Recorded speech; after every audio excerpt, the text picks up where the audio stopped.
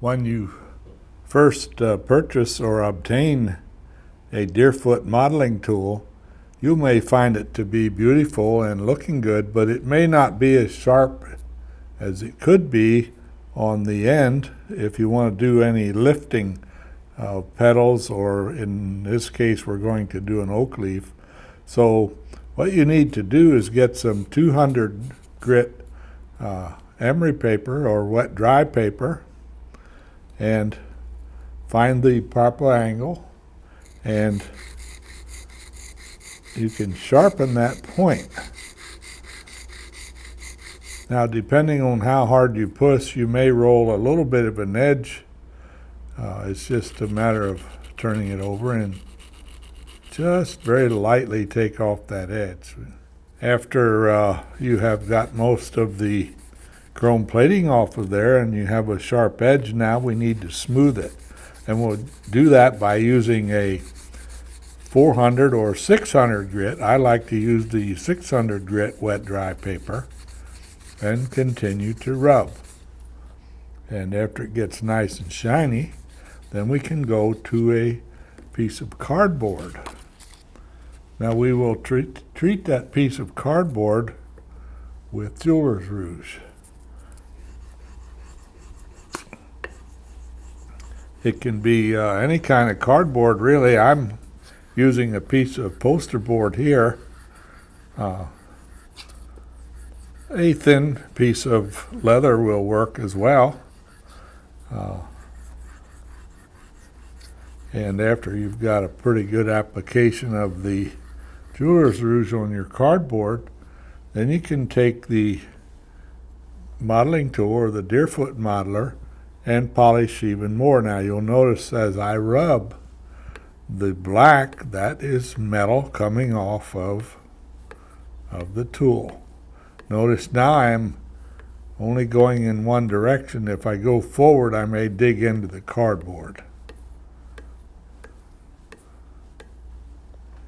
And after you get it polished to where it's nice and shiny, then you can try it on a piece of leather.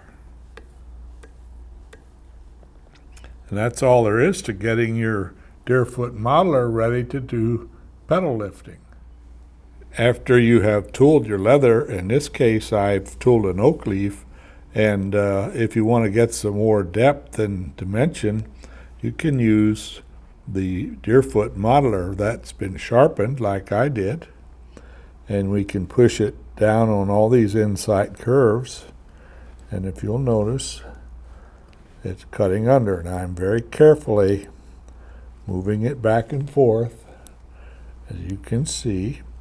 And after I dig under for a little bit, I can lift it. As you can see, it makes a big difference. Now, I will do that to these other areas, doing just the inside curves. Now, after I have done the larger ones, as you see me doing here, on these outer areas I won't go quite as deep. Now this one has a smaller area, so I will use the other end. I'll do the same thing. I'll cut under and lift up.